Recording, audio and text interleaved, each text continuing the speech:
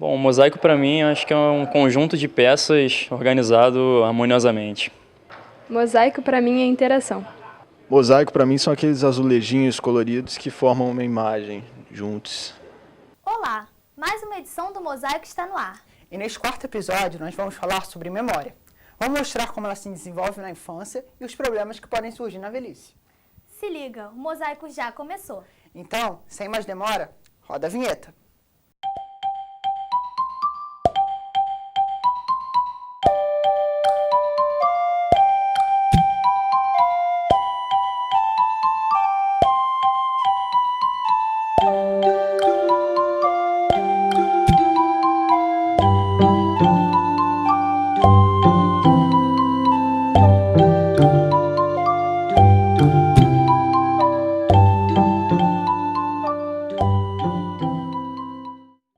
Paula, a sua memória é boa?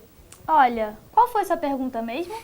Brincadeira, mas a minha memória não deve estar muito boa mesmo não. Eu vivo esquecendo as coisas por aí. Então você tem que prestar atenção na matéria que o Mosaico vai exibir agora.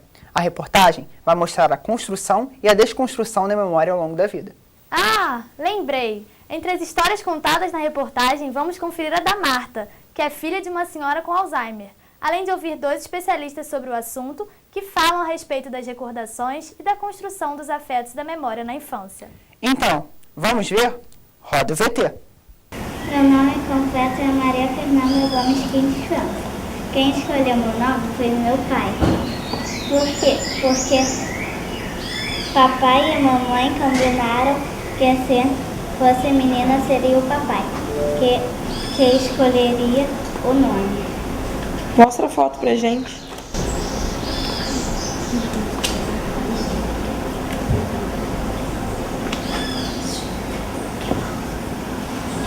A infância é uma memória que se constrói a cada dia. São momentos da vida em que o passado não está tão distante e o futuro também é logo ali. É o caso das irmãs Maria Fernanda, de 7 anos, e Mariana, de 9. Com o cérebro ainda em processo evolutivo, as experiências mais corriqueiras, como estudar e brincar, tornam-se a base de suas construções pessoais. A memória ela é construída a cada momento que você pensa, que você utiliza a memória. Por exemplo, cada vez que você contar uma história, você vai contar ela um pouquinho diferente. Porque cada vez que você pensa naquele assunto, você reconstrói aquilo tudo novamente, a partir de uma série de elementos. Então a memória não é uma coisa estável, uma coisa fixa, como é a memória do computador. A memória está ali, você copia ela para uma plaquinha daquela, copia no disco, copia onde você quiser, e é sempre a mesma coisa. É uma coisa fixa. A nossa memória não é assim. Ela é uma memória fluida, uma memória dinâmica, que ela vai sendo construída a todo momento. Então, a memória melhor? Eu acho que sou eu. Acho que sou eu. Por que você acha que você tem a memória melhor? Porque eu sou mais velha. Então você lembra de mais coisas que ela? É. Mas você costuma esquecer... Você lembra o que você comeu ontem? O que você comeu ontem no almoço? Eu comi farofa, aipim, feijão, arroz e aquele bicho, amilanesa. Lembrou primeiro, hein? A criança ela está muito mais aberta a novos aprendizados, até porque, de certa maneira, a caixa está meio vazia, né? Então, a lembrança de alguma informação, e existe um fenômeno relacionado à memória que a gente chama de imprint, que é o seguinte: você identificou uma certa informação num certo momento, e aí você tem a experiência novamente com uma informação ou parecida ou com a mesma. Mesmo que você guarde fragmentos daquela informação inicial, que é a informação que lhe imprimiu aquele sistema que se abriu no cérebro de informação, aquela primeira experiência que você teve com aquela informação facilita a sua segunda experiência com a informação. Então, obviamente que uma criança muito jovem, se ela está de cara com aquela informação pela primeira vez, é muito diferente do que uma criança mais velha que identificou aquela informação, mesmo que ela não se lembre de quando ela teve contato com aquela informação e assim por diante. O processo de aprendizado é assim, não é? Para quem é profissional de estudo, como os adultos jovens, não é? Escolarizados, À medida que você identifica uma informação, você lê e você fica chateado que você, às vezes, alguns dias depois, não se lembra de mais nada do que você leu.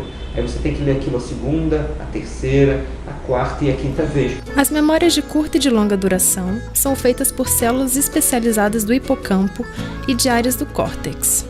Manter uma conversa ou se concentrar em uma leitura, por exemplo, são tarefas simples e rápidas. Mas, quando adicionadas à rotina, passam de um estado transitório para o de memória definitiva. O decorrer do tempo, no entanto, nem sempre é aliado na construção de recordações. Doenças demenciais, como o Alzheimer, podem afetar diretamente o espaço cerebral que determina a formação de lembranças. Há 5 anos, Marta descobriu que sua mãe, Dona Lúcia, de 86 anos, encontrava-se no estágio inicial dessa doença. A pessoa vai perdendo autonomia, né, de fazer qualquer coisa. Assim, a gente incentiva, ela ainda come sozinha, né? Às vezes fica tudo sujo em volta, às vezes não. Vocês viram que está tudo limpinho, né? Então depende do dia. Aí ela come sozinha, mas mais nada. As outras, não. Tudo a gente tem que ajudar ela. Ela não sabe mais. Pede. Não, ela fala, eu vou fazer. Ela não fala, me ajuda a fazer isso. Não, ela fala, eu vou no banheiro. Ela né? avisa. Mas assim, se a gente não sair correndo, ela vai. E se deixar, suja tudo. Ela passou para a fase moderada da doença, deve ter 5 meses. São quais estágios? São 3 estágios. Tem a fase suave, que é o início, quando a pessoa fica muito agressiva. Uma agressividade assim impressionante. Eu conheço outros casos, né, porque a gente passa a viver e conhece outros casos, outras pessoas. Tem gente que, assim, não começa a tratar logo, a doença avança muito rápido, né? E a dela, o que segura é o remédio. Não para, mas vai dar uma segurada, né? Então, há 5 meses ela passou para a fase moderada, que é essa fase porque o médico faz uns testes, faz uns jogos, né? Então, por exemplo, ele fala assim, olha, eu vou dizer 3 palavras, daqui a pouco a senhora vai ter que lembrar, né? Aí ele fala mesa, moeda e pera, por exemplo, né? Aí quando ele pergunta novamente, ela não sabe mais quais são as palavras, né? Fazer um desenho, ela não sabe, né? Um desenho simples, uma casa assim, um formato de casinha para cima e o outro para baixo, ela não sabe desenhar igual, né? Então ele identificou a fase moderada, porque a fase grave é cama. De longe, a idade quanto mais velho você está, maior a chance de você ter um quadro demencial. Embora a gente também não deva cair na tentação de dizer que a perda de memória é um componente natural do envelhecimento. Isso não é verdade, né? Você tem algumas perdas em algumas áreas da cognição, então talvez seja também interessante a gente citar essa questão da cognição para diferenciar de memória, porque existem algumas áreas da cognição que parecem, a gente diz parece porque muitas vezes na ciência a gente acha que alguma coisa não está funcionando normalmente e depois a gente descobre que aquilo ali não era normal, né? Então assim, no melhor do conhecimento atual, algumas áreas de capacidade cognitiva parecem se perder levemente com o envelhecimento normal. Mas isso não é nada que impeça a pessoa de viver normalmente. Quando a gente está percebendo que alguma dessas capacidades cognitivas, especialmente a memória, está afetando a sua vida de relação, não é? Tanto a capacidade de trabalho ou a capacidade de lazer e comunicação com as pessoas, e isso está começando a lhe tornar dependente de alguém para realizar algum tipo de atividade, ou mais complexa ou mais simples, você provavelmente esteja de frente para um quadro desses de demência. Você vai perdendo os registros lentamente, vai perdendo as referências, vai perdendo o vínculo entre uma coisa e outra. Como eu estou dizendo, a memória ela é montada a todo momento. Então o que acontece? Eu lembro, aí você me conta uma história, eu lembro de uma outra história, ou eu lembro de uma coisa, de um fato, de um evento, de um lugar.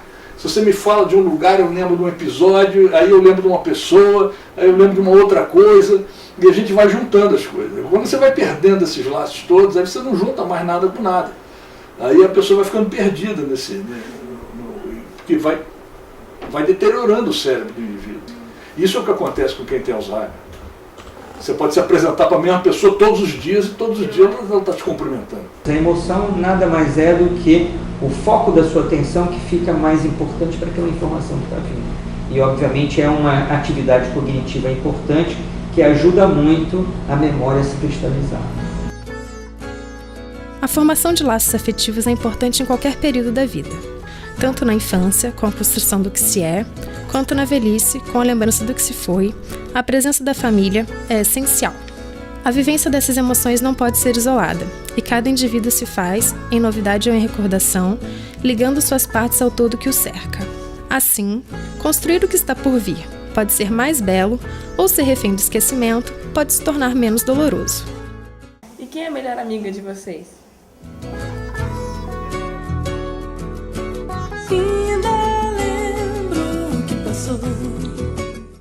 Já que o assunto é memória, não esqueça que a gente volta no próximo bloco.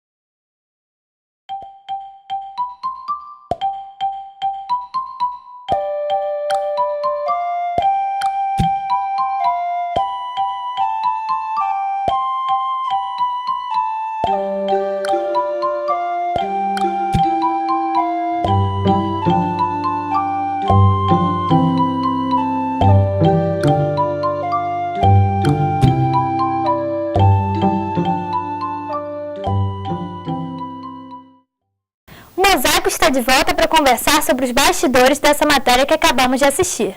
O Felipe e a Luciana, que são do grupo que realizou essa grande reportagem, estão no estúdio para uma entrevista. Pode comandar daí, Douglas. É isso mesmo, Paula. Vamos conversar com dois dos responsáveis por essa reportagem. Oi, pessoal, tudo bom? Oi, Douglas, tudo bom? Vocês escolheram um tema muito importante, mas que nem sempre é debatido. Como surgiu a ideia para fazer uma reportagem sobre a memória? Bom, na verdade, a ideia surgiu da Fran, uma outra componente do grupo. Ela sugeriu e todo mundo veio com uma nova ideia sobre a memória, todo mundo veio com um episódio que tinha vivenciado recentemente sobre a questão da memória. E em cima disso foi construída a nossa pauta, né? Depois a gente comentou de Alzheimer, de um jeito bem delicado. Então a pauta nasceu em cima de um pouquinho de cada um mesmo. Vocês apresentaram um familiar de uma senhora com Alzheimer. Como que foi abordar esse tema tão pesado? Bom, o tema é realmente muito pesado e a gente tentou abordar isso da melhor forma que a gente conseguiu, na verdade. A gente entrevistou a filha da senhora, melhor dizendo, e viu como é que ela consegue inserir isso na rotina dela, e ela tem pequenos gestos que mostram o amor que ela tem pela mãe. E a gente fez isso tentando mesclar também com a história das outras duas meninas, para falar não apenas da desconstrução a partir da doença, mas da importância que a família tem na manutenção desse laço social e na própria construção da memória a partir da infância. Inclusive, o interessante foi que a gente buscou o tempo inteiro ter muito respeito e deixar com que a familiar ficasse o mais à vontade possível para ela dizer só o nosso limite mesmo, o que era importante naquela matéria e o que ela sentia vontade de dizer, né? Porque é um assunto realmente muito delicado. Entendi. E aquelas criancinhas, como foi a abordagem? Elas têm boa memória? Bom, a parte das criancinhas foi muito divertida até da gente gravar, e as duas são duas crianças muito abertas à conversa, e as duas têm uma memória mais ou menos boa. A mais nova tem uma memória um pouco melhor, né, porque a gente até perguntou na matéria o que ela tinha comido no dia anterior, a mais velha não lembrava, e a gente reparou que elas têm uma memória muito recente, e coisas que elas fizeram há muito tempo atrás, elas já quase não lembram, e elas tomam o recente, às vezes até com um passado mais distante, né? A viagem, por exemplo, que a gente perguntou que elas mais gostaram, elas tinham feito há pouco tempo e foi a viagem que elas mais gostaram da vida delas. Isso foi bastante divertido. Então, deve ter sido bastante interessante mesmo. Muito obrigado pela presença de vocês, pessoal. Obrigado. Agora com você, Paula. E assim terminamos mais um episódio do Mosaico e nos encaminhamos para a reta final dessa temporada. Mas ainda temos mais 2 episódios e eles estão imperdíveis. Não perca! Até a próxima! Tchau!